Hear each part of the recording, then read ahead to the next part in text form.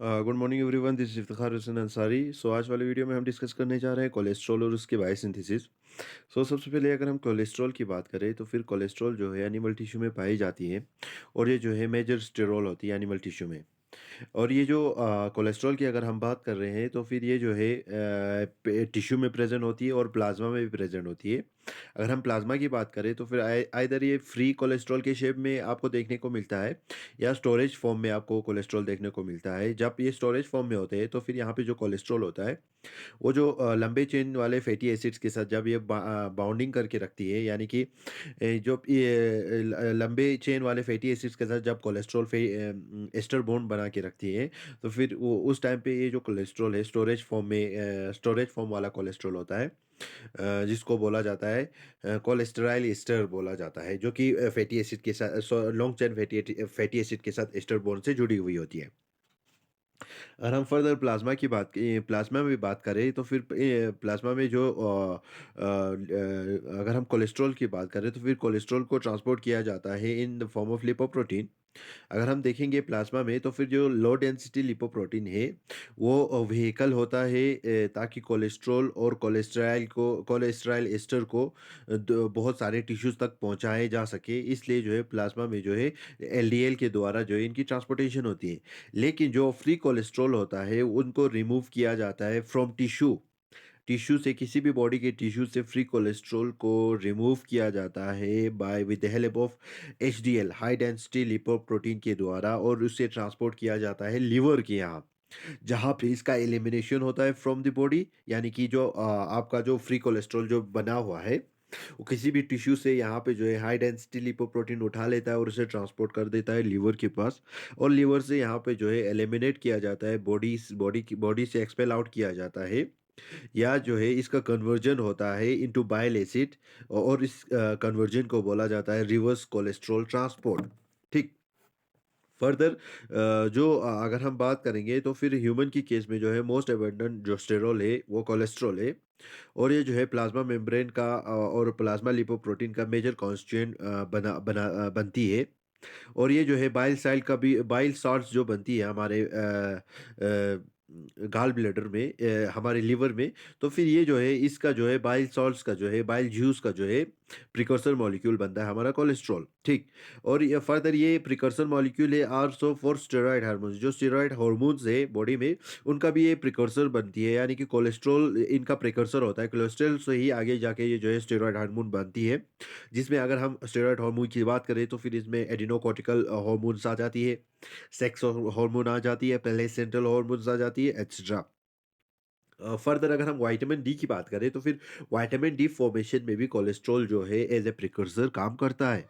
और कोलेस्ट्रॉल जो है फर्दर इंपॉर्टेंट होता है नर्व ट्रांसमिशन के दौरान। कोलेस्ट्रॉल जो है गालस्टोन का मेजर कॉन्स्टिट्यूएंट है लो। और इसके चीफ रोल्स में अगर हम बात करें पैथोलॉजिक प्रोसेसेस में तो फिर यहाँ पे जो है एथेरोस्क्लेरोसिस ऑफ जो आर्टरी वाइटल आर्टरीज होती है, causing cerebrovascular coronary and peripheral vascular diseases.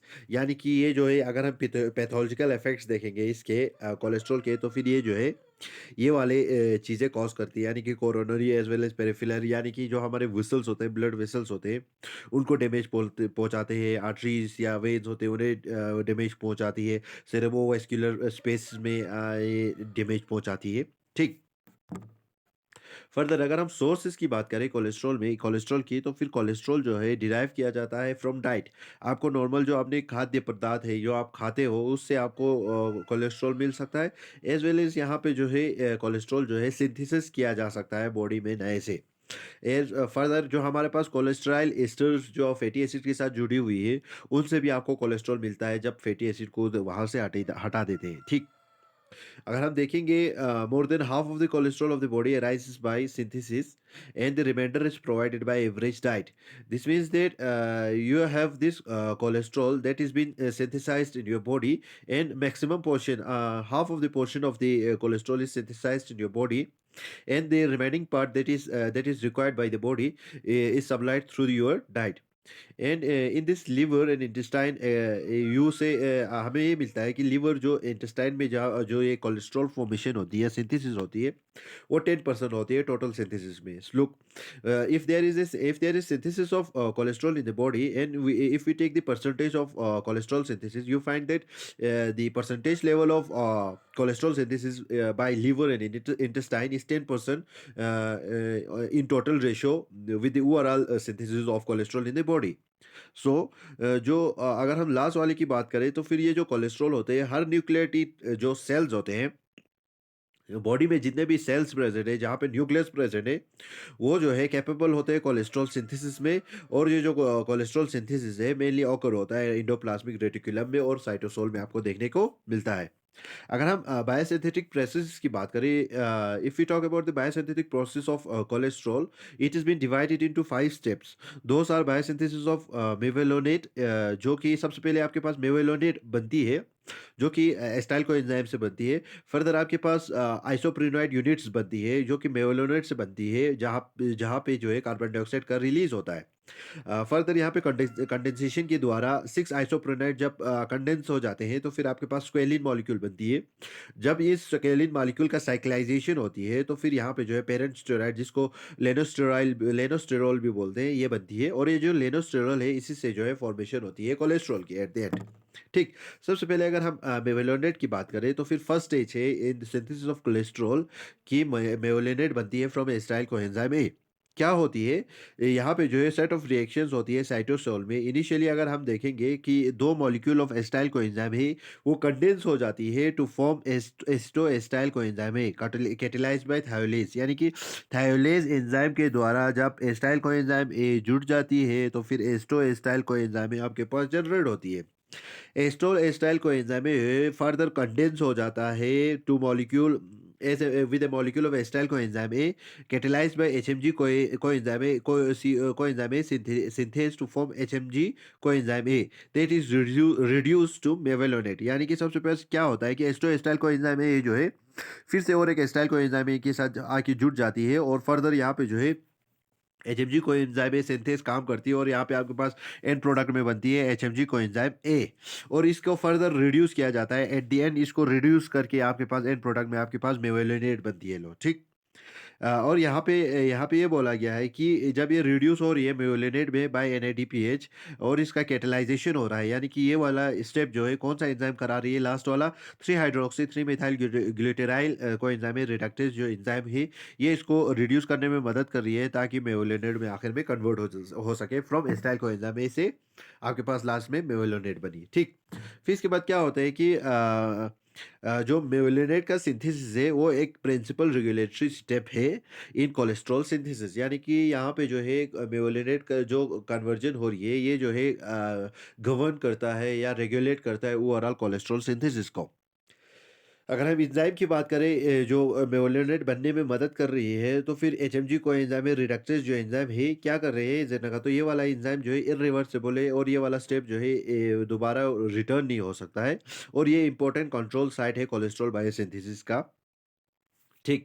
Further यही वो साइट है, साइट ऑफ एक्शन है most effective class of cholesterol lowering drugs, यानी कि कोलेस्ट्रॉल लोअर करने के लिए जो हम ड्रग्स यूज़ करते हैं, तो फिर ये वही वाला स्टेप है जिस पे जो है ड्रग्स जो है एक्ट करते हैं और कोलेस्ट्रॉल सिंथेसिस को रोक देते हैं। ठीक। जिनको बोला जाता है एचएमजी कोएंजाइम रिडक्टेज इनहिबिटर या स्टेटिन बोला जाता है, जो कि इनहिबिट करता है इस वाले स्टेप को, और ये जो है एज ए रेगुलेटरी स्टेप काम करता है, तो फिर ये ओवरऑल कोलेस्ट्रॉल बायोसिंथेसिस को बंद कर देता है, शट डाउन कर देता है। ठीक। फर्दर हमने बोला था कि इसके बाद आइसोप्रोनाइड यूनिट्स बनेंगे मेवेलोनेट से, तो फिर मेवेलोनेट का क्या होता है कि मेवेलोनेट को फॉस्फोराइलेशन किया जाता है, sequentially इसे फॉस्फोराइलेट किया जाता है with the help of ATP and by 3 kinase, और आपके पास आफ्टर डिकार्बोक्सिलेशन आपके पास जनरेट होती है एक्टिव आइसोप्रोनाइड यूनिट, जिसको आइसोपेंटेनाइल डाइफॉस्फेट बोला जाता है, वो जो है जनरेट होती है। फिर जो स्क्वेलिन 30 है, स्क्वेलिन जो है वो सिंथेसाइज किया जाता है from 6 molecule of isopentenyl pyrophosphate, जो आपके पास कार्बन 5 कार्बन के आइसोपेंटेनाइल पायरोफॉस्फेट जो जनरेट हुई है, उससे जो है आपके पास जनरेट होती है स्क्वेलेन, स्क्वेलेन सिंथेसाइज़ होती है और ये वाला सीक्वेंस इस तरीके से चलती है। आइसोपेंटेनाइल डाइफॉस्फेट की बात करें तो फिर आइसोपेंटेनाइल डाइफॉस्फेट को सबसे पहले आइसोमेराइज़ किया जाता है। जब यहाँ पे जो है इसका डबल बॉन्ड जो है वो शिफ्ट होता है फ्रॉम डाइमिथाइल एलाइल डाइफॉस्फेट और यहाँ पे जो है देन यही जो स्टेप है यहाँ पे जो है कंडेंस किया जाता है और एक आइसोपेंटेनाइल डाइफॉस्फेट के साथ, यानी कि डाइमिथाइल एलाइल डाइफॉस्फेट जो है और एक आइसोपेंटेनाइल डाइफॉस्फेट के साथ ये जो है कंडेंस हो जाते हैं और यहाँ पे आपके पास मॉलिक्यूल बनती है 10 कार्बन वाले मॉलिक्यूल बनती है जो कि एक इंटरमीडिएट होता है जिसे बोला जाता है ग्रेनाइल डाइफॉस्फेट। फर्दर अगर हम इस ग्रेनाइल डाइफॉस्फेट की बात करें तो फिर ग्रेनाइल डाइफॉस्फेट का फर्दर कंडेंसेशन से विद दिस आइसोपेंटेनाइल डाइफॉस्फेट आपके पास बन जाती है फेर्नेसाइल डाइफॉस्फाइड। और इसके बाद क्या होता है कि दो मॉलिक्यूल ऑफ फेर्नेसाइल डाइफॉस्फेट जो है वो कंडेंस हो जाती है एक दूसरे के साथ अपने डाइफॉस्फेट एंड के साइड में और आपके पास एंड प्रोडक्ट में बनती है स्क्वेलिन। इनिशियली अगर हम देखेंगे तो फिर इनऑर्गेनिक पायरोफॉस्फेट जो है एलिमिनेट किया जाता है और जिससे आपके पास फिर स्क्वेलिन डाइफॉस्फेट बन जाती है। फर्दर इसका बाद में फिर से रिडक्शन होती है, रिड्यूस किया जाता है बाय NADPH जब यहाँ पे जो है फर्दर एलिमिनेशन होता है और एक पायरोफॉस्फेट मॉलिक्यूल का, ठीक, और एक पायरोफॉस्फेट मॉलिक्यूल का।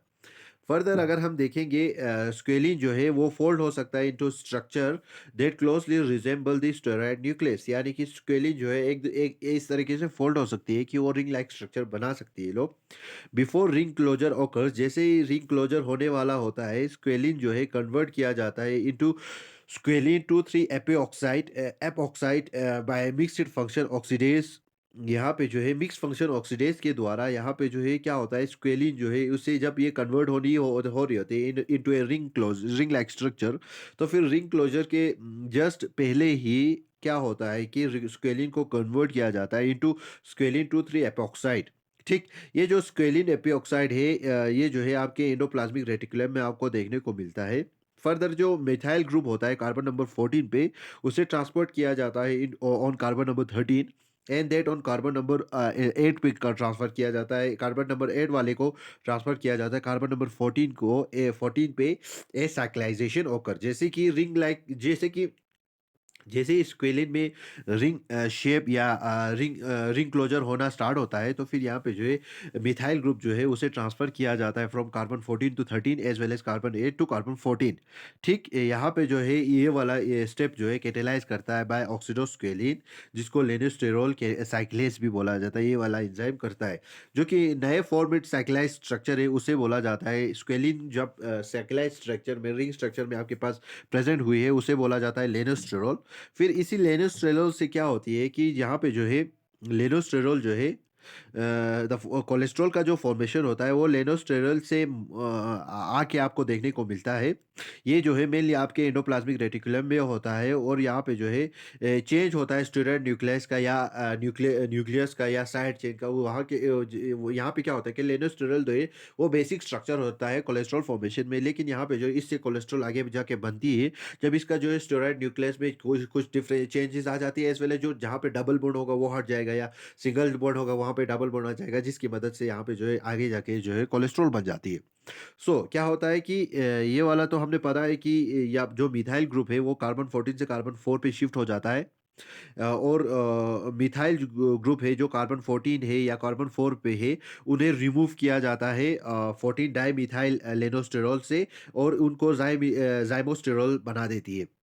और ये जो डबल बॉन्ड है कार्बन नंबर 8 पे उसे कार्बन नंबर 8 और कार्बन नंबर 9 के बीच में उसे भी रिमूव किया जाता है to carbon number 5 and carbon number 6 in two step, यानी कि जो डबल बॉन्ड है कार्बन नंबर 8 और कार्बन नंबर 9 के बीच में उसे भी शिफ्ट किया जाता है between carbon number 5 and carbon number 6। और ये जो दो स्टेप में भी और ये जो है 2 स्टेप में आपको देखने को मिलता है जिससे आपका एंड प्रोडक्ट में डेमोस्टेरोल बनती है। फाइनली जो डबल बॉन्ड होता है साइड चेन पे उसे रिड्यूस किया जाता है, वहाँ पे जो है साइड चेन पे जो है आपके जो डबल बॉन्ड है उसे हटा दिया जाता है जिसकी मदद से आपके पास एंड प्रोडक्ट में बनती है कोलेस्ट्रॉल। लास्ट में आपकी जाके आपके आपके बन जाती है cholesterol. This is the overall synthesis of cholesterol biosynthesis and the significance of bio cholesterol as well as what is the importance and where these cholesterol molecules are found, हमने ये पढ़ा आज एंड इट इज बायोसिंथेसिस के बारे में अच्छे से discuss किया। Thank you, thanks lot.